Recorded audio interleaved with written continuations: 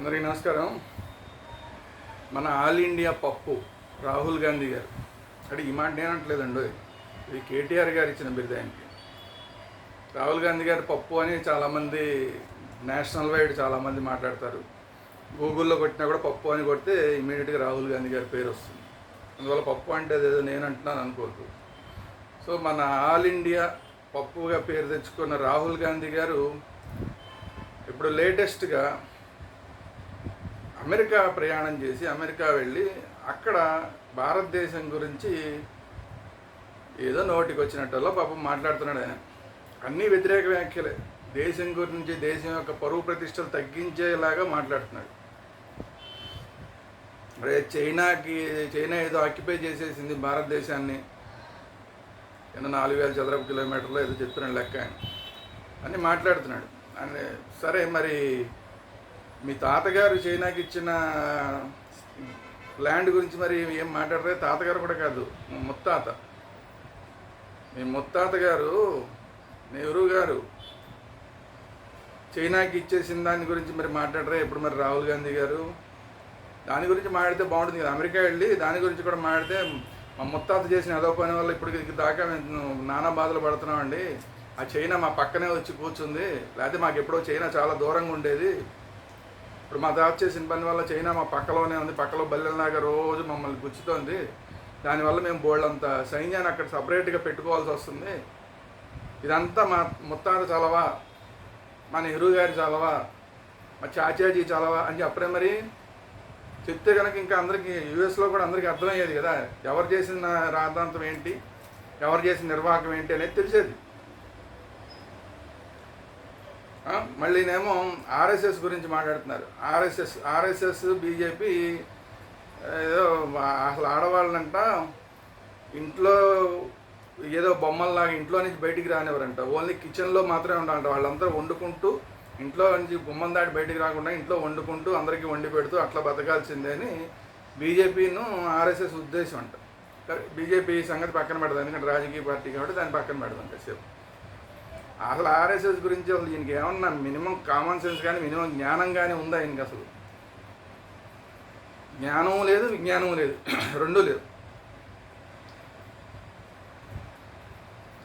ఆర్ఎస్ఎస్కి సంబంధించిన దుర్గావాహిని గురించి తెలుసా ఆయనకి? దుర్గావాహినిలో ప్రత్యేకించి ఆడపిల్లలు మాత్రమే ఉంటారని తెలుసా? వాళ్ళు దుర్గావాహిని ఆడపిల్లలు ఇంట్లో కిచెన్లో ఏ వంట ఎలా చేయాలి వాళ్ళని అదేమి యూట్యూబ్లో అప్లోడ్ చేయరు. వాళ్ళు ఏమి బయటకు వచ్చి కర్ర సాములు, కత్తి సాములు చేస్తారు. ఎప్పుడన్నా అవసరమైతే ఈ దేశం కోసం, ధర్మం కోసం ప్రాణాలు ఇవ్వడానికి కూడా సిద్ధంగా ఉంటారు దుర్గావాహిని ఆడపిల్లలు. తెలుసుకో రాహుల్ గాంధీ. ఏనాడన్నా ఆర్ఎస్ఎస్ కార్యాలయానికి ఒకసారి వెళ్తే, లేదా ఆర్ఎస్ఎస్ శాఖకు ఒకసారి వెళ్తే తెలుస్తుంది. ఏదన్నా మాట్లాడాలంటే ఫస్ట్ ఆర్ఎస్ఎస్ గురించి మాట్లాడాలంటే కనీసం పుస్తకాల్లో దాని గురించి చదువుకో, లేదంటే ఆర్ఎస్ఎస్ వాళ్ళని ఎవరన్నా వెళ్ళి ఏంటి మీ దాని గురించి కొంచెం నాకు తెలియజేయండి అని కనుక్కో, లేదంటే ఆర్ఎస్ఎస్ శాఖకి వెళ్ళు.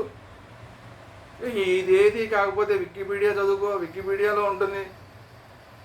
ఆ మాత్రం కూడా చదువుకునే జ్ఞానం నీకు లేకుండా వెళ్ళి వేరే దేశాలకు వెళ్ళి నీ ఇష్టరాజ్యంగా మాట్లాడితే ఊరుకోవడానికి పిచ్చోళ్ళు అనుకుంటున్నావు భారతీయులు? నోటికి వచ్చినట్టు మాట్లాడితే. ఆర్ఎస్ఎస్ అనేది వ్యక్తిత్వ వికాస సంస్థ, వ్యక్తి నిర్మాణ సంస్థ. అదే రాజకీయ పార్టీ కాదు. నీ ఇష్టం వచ్చినట్టు మాట్లాడేది దానికి ఆర్ఎస్ఎస్ మీద. అయితే ఆర్ఎస్ఎస్లో కొంతమంది వ్యక్తులు స్వార్థపరులు ఉన్నారు, అది వేరే విషయం.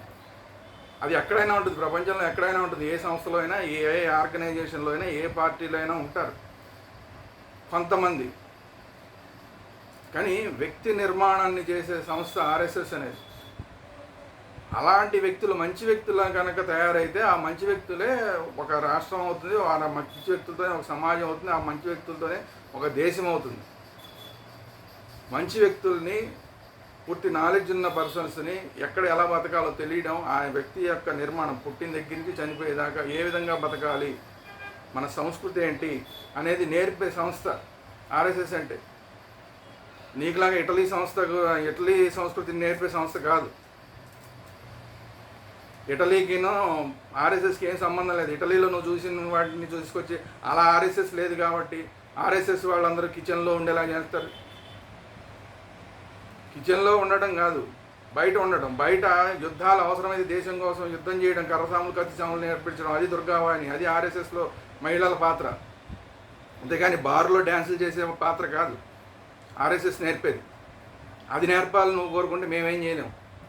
బికినీలు వేసుకుని బీచ్లో తిరగాలి, బారుల్లో డ్యాన్సర్లుగా చేయాలి, బార్లో సర్వీసింగ్ గర్ల్స్గా చేయాలి అంటే అది అది ఆర్ఎస్ఎస్ సంస్కృతి కాదు. అక్కడ విమర్శించు, అలా లేదని విమర్శించు, నేను కూడా ఒప్పుకుంటా. పిచ్చి మాటలు మాట్లాడితే ఒప్పుకోవడానికి ఎవరు సిద్ధంగా లేరు ఈ దేశంలో. నేనేం ఆర్ఎస్ఎస్ వాడిని కాదు. అంత మాత్రం చేత ఒక ప్రముఖమైన ప్రఖ్యాతమైన సంస్థని ఇష్టం వచ్చినట్టు దూషిస్తాము. నాకు భావస్వేచ్ఛ ఉందంటే మాకు భావస్వేచ్ఛ ఉంది మాట్లాడడానికి.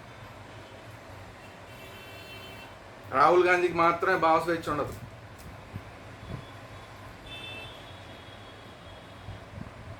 మరి రాజకీయాల గురించి మాట్లాడుతున్నారు. ఓకే, రాజకీయాలు ఏదో భారతీయ జనతా పార్టీ చోట్ల ఎమ్మెల్యేలు తీసుకుంది, ఏదో చేసేసింది. మహారాష్ట్రలో మా ఎమ్మెల్యేలందరినీ రాత్రికి రాత్రి మార్చేసి బీజేపీ ఎమ్మెల్యేలు చేశారు, లేకపోతే ఇంకొక పార్టీ ఎమ్మెల్యేలు చేశారు. ఇలాంటిది ఎక్కడ దేశంలో ఉండదండి. నీకు కళ్ళు ఉన్నాయా లేవా రాహుల్ గాంధీ? నీ పార్టీలోనే తెలంగాణలో ఏం జరుగుతుంది?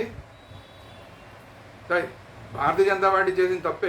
నేనేమి భారతీయ జనతా పార్టీ నేను సమర్థించను, కానీ అది నువ్వు ఇండియాలో మాట్లాడి ఉండవలసింది. ఆ మాట అమెరికా వెళ్ళి మాట్లాడుతావు. అమెరికాలో వెళ్ళి ఏం మాట్లాడాలి? కనీసం ఇక్కడి నుంచి ఆ వేరే దేశానికి భారతీయులు వెళ్ళారంటే ఈ దేశ అంబాసిడర్లుగా వెళ్ళాలి. ఈ దేశ సంస్కృతి సాంప్రదాయాలని, పరువు ప్రతిష్టల్ని పెంచే విధంగా మాట్లాడాలి వేరే దేశం వెళ్ళి. నీకేమైనా రాజకీయాలు ఉంటే ఈ ఇండియాలో చూసుకో. రేవంత్ రెడ్డి గారు చేసే పని ఏంటి? ఇక్కడ బీఆర్ఎస్ వాళ్ళందరినీ తీసుకొచ్చి ఇప్పుడు కాంగ్రెస్లో కండువాలు కప్పేయలేదా? కళ్ళు నీకు కనిపించట్లేదా రాహుల్ గాంధీ గారు? ఇప్పుడు కోర్టు కూడా చెప్పింది 4 వారాల్లో డెసిషన్ తీసుకోమని. ఆల్రెడీ 1 వారం అయిపోయినట్టుంది. ఇంకో 3 వారాల్లో డెసిషన్ తీసుకోమని చెప్పి కాంగ్రెస్ మీ కాంగ్రెస్ సంబంధించిన స్పీకర్ గారికి. స్పీకర్ అంటే ఇప్పుడు ఏ పార్టీ కాదనుకో టెక్నికల్గా. మరి ఏం మాట్లాడతారు మరి మీరు? హైకోర్టే చెప్పింది 4 వారాల్లో నిర్ణయం తీసుకోండి అని, లేకపోతే మేము సుమోటోగా తీసుకుంటామని. ఈ మాట చెప్పు మరి వెళ్ళి అక్కడ మా కాంగ్రెస్ సంబంధించిన ముఖ్యమంత్రి చాలా దరిద్రంగా చేస్తున్నాడు. ఏదో సిరియాలో లాగా ఇంకో వేరే 2-3 దేశాలు చెప్పావు, ఆ దేశాల్లో లాగా చేస్తున్నారు. మరి రేవంత్ రెడ్డి గారు అని చెప్పు. మా కాంగ్రెస్ పార్టీని అలా చేస్తాం తెలంగాణలో అని చెప్పు. ఈ రాజకీయాలన్నీ యూఎస్లో ఎందుకని నీకు? బుర్ర తక్కువ పనులు కాకపోతేనే. చక్కగా యువ నాయకుడివి, మీరు చక్కగా ఎంత బ్రహ్మాండంగా పనిచేయాలి మీరు. కాంగ్రెస్ పార్టీ బోల్డన్ని ఆశలు పెట్టుకుంది మీ మీద. దానికి తగ్గట్టు మొన్న మధ్య ఏదో దేశవ్యాప్తంగా యాత్ర చేశారు, మంచి పేరు వచ్చింది. దాన్ని అలా నిలబెట్టుకోవాలి, దాన్ని కంటిన్యూ చేసుకోవాలి తప్ప ఓడిపోయి కూడా మేము ఏదో బీజేపీని ఓడించేసాము, మోడీని ఓడించేసాము, ఓడిపోయిన వాళ్ళు గెలిచేసామని చెప్పుకుంటారు. ఇదేం దౌర్భాగ్యం. వేరే దేశాలు వెళ్ళి కూడా చెప్పుకుంటారు. ఏం దౌర్భాగ్యమే. మా కర్మ కాకపోతే మీరు గెలవండి, బీజేపీ మీద గెలవండి, మాకేం అభ్యంతరం లేదు. బీజేపీ మీద గెలవండి, ప్రజామోదం తెచ్చుకోండి. మీరు మళ్ళీ మీరే ప్రధానమంత్రి అవుతారా, మీ పార్టీ వాళ్ళు ప్రధానమంత్రి అవుతారా, అది మాకు అనవసరం. అవ్వండి. అంతేగాని ఓడిపోయి మేము ఏదో ఓడించేసాం, అంత మొత్తం దారికి తెచ్చేసాం దేశం, మేమే దారికి తెచ్చేసాం.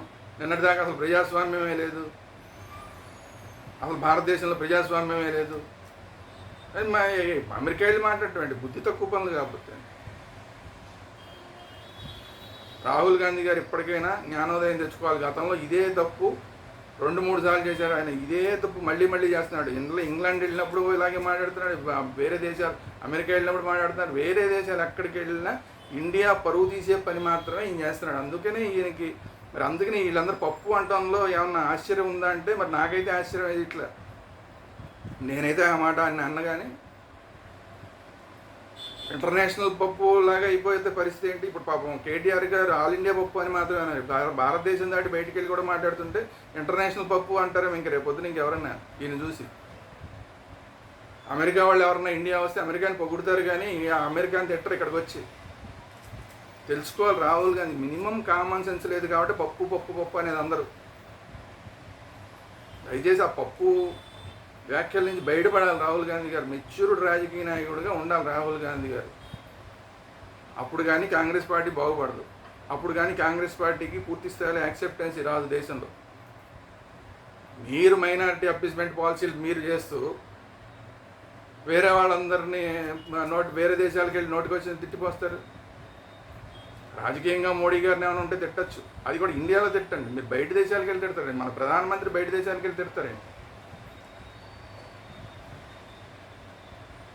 విదేశీ పాలసీల్లో ఏదైనా లోపాలు ఉంటే వాటి గురించి మాట్లాడండి. ఈ పాలసీల్లో మేము సరి చేసుకుంటాం అని మాట్లాడండి.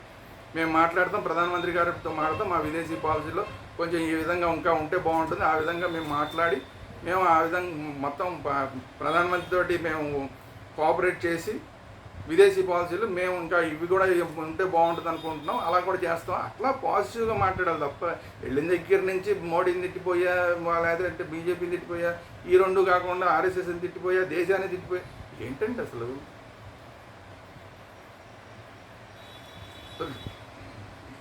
ఇలాంటి నాయకుడు అసలు దేశానికి అవసరమా అనేది డౌట్ అసలు నాకైతే. అసలు ప్రధానమంత్రి పోస్టుకి ఏమాత్రం పనికిరాని నాయకుడు రాహుల్ గాంధీ లాగా కనిపిస్తుంది. ఈయన ప్రధానమంత్రిని చేస్తే అసలు రేపు పొద్దున ఈయన ప్రధానమంత్రి అయ్యి కూడా, ఒకవేళ ప్రధానమంత్రి అయితే అయ్యే అవకాశాలు లేవనుకోండి, ఒకవేళ ప్రధానమంత్రి రాహుల్ గాంధీ అయితే కూడా మళ్ళీ వేరే దేశాలు వెళ్ళి మళ్ళీ అక్కడ కూడా ఇండియాని తిట్టిపోస్తాడేమో నాకు డౌట్ అసలు. ఆయన ఏంటి, ఆయన పొజిషన్ ఏంటి, ఆయన మాట్లాడాల్సింది ఏంటి, ఆ హుందాతనం అనేది ఏ మాత్రం హుందాతనం లేదు.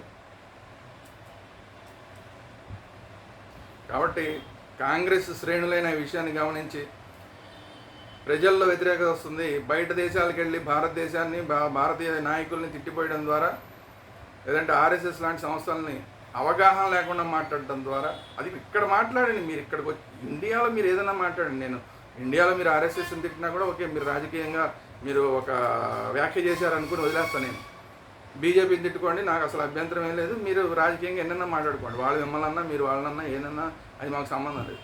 కానీ బయట దేశాలకు వెళ్ళి మాట్లాడకండి. బయట దేశాలకు వెళ్ళి మన దేశానికి సంబంధించిన వాళ్ళని ఎవరినైనా సరే మాట్లాడకండి దయచేసి. తగ్గించి మాట్లాడే ప్రయత్నాలు చేయకండి. మీకు పరువు తక్కువ కాదేమో, మాకు పరువు తక్కువ. మీరు అక్కడ వెళ్ళి మాట్లాడితే మా నాయకుడు అక్కడ అలా మాట్లాడుతున్నారని మిమ్మల్ని చూసి కూడా మీకు అగౌరవం కలిగితే కూడా మాకే అగౌరవం. ఇలాంటి ఏంటి, ఈ నాయకుడు ఏంటి, ఈ గోల ఏంటి, అసలు ఏం మాత్రం కామన్ సెన్స్ లేకుండా మాట్లాడుతున్నాడు ఈ రాహుల్ గాంధీ గారు అని అక్కడ ఎవరన్నా అనుకున్నారనుకోండి, అక్కడ విలేకరులు కానీ మిగతా వాళ్ళు కానీ, అక్కడ వరల్డ్ వైడ్ మీకు మీడియా వస్తుంది. వాళ్ళందరూ ఇదేంటి ఇలాంటి నాయకుడు, వాళ్ళ దేశాన్ని ఇక్కడ తిట్టే నాయకుడు, ఇదే నాయకుడు అని అనుకున్నారు. మీ గురించి అనుకున్నా కూడా అది మాకు పరువు తక్కువ. ఎందుకంటే మీరు భారతదేశానికి రిప్రజెంటేటివ్గా వెళ్ళారు అక్కడికి.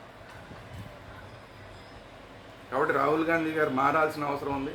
రాహుల్ గాంధీ గారు మారేలాగా, ఆయనకి తెలిసేలాగా ప్రజల్లో ఇలా వేరే దేశాలకు వెళ్ళి భారతదేశం గురించి తక్కువ చేసి మాట్లాడితే, ఇక్కడున్న ప్రధానమైన సంస్థల గురించి తక్కువ చేసి మాట్లాడితే భారతీయులు ఒప్పుకోరు అన్న విషయం కాంగ్రెస్ శ్రేణులు కనీసం ఆయనకి తెలిసేలాగా చేయాలి. కాంగ్రెస్ నాయకులు ఆయన తెలిసేలాగా చేయాలి. అయితే ఆయన మాట్లాడిన ఆ మాటల వల్ల ఇక్కడ మీరు ఎఫెక్ట్ అవుతారు, కాంగ్రెస్ పార్టీ ఎఫెక్ట్ అవుతుంది. ఆ విషయం అందరూ దృష్టిలో పెట్టుకోవాలి. దేశంలో ఎవరైనా సరే రాహుల్ గాంధీ విదేశాల్లో చేసిన దేశం పరువు తీసే వ్యాఖ్యలు ఏవైతే ఉన్నాయో వాటన్నిటిని కూడా ప్రతి ఒక్కరు కూడా ఖండించాలి. సో ఈ వీడియో కనుక మీకు నచ్చినట్లయితే ఒక లైక్ చేయండి. మీ అభిప్రాయాలు ఏంటి? రాహుల్ గాంధీ విదేశాల్లోకి వెళ్ళి అక్కడ భారతదేశాన్ని తగ్గించే విధంగా మాట్లాడడం కరెక్ట్ అని మీరు అనుకుంటున్నారా? అనుకుంటే అదే రాయండి, అదే కామెంట్లో పెట్టండి. ఒకవేళ ఆయన చెప్పింది కరెక్ట్ కాదని మీరు అనుకుంటే కామెంట్స్లో చెప్పండి. మీరు ఇదే ఫస్ట్ టైం మన ఛానల్ చూస్తుంటే కనుక ఇమ్మీడియట్గా మన ఛానల్ని సబ్స్క్రైబ్ చేయండి. ఇప్పటిదాకా రెగ్యులర్గా చూస్తూ కూడా మన ఛానల్ ఇప్పటిదాకా సబ్స్క్రైబ్ చేయడం మర్చిపోతే ఇమీడియట్గా దయచేసి మన ఛానల్ని సబ్స్క్రైబ్ చేయండి. Thank you. అందరికీ నమస్కారం.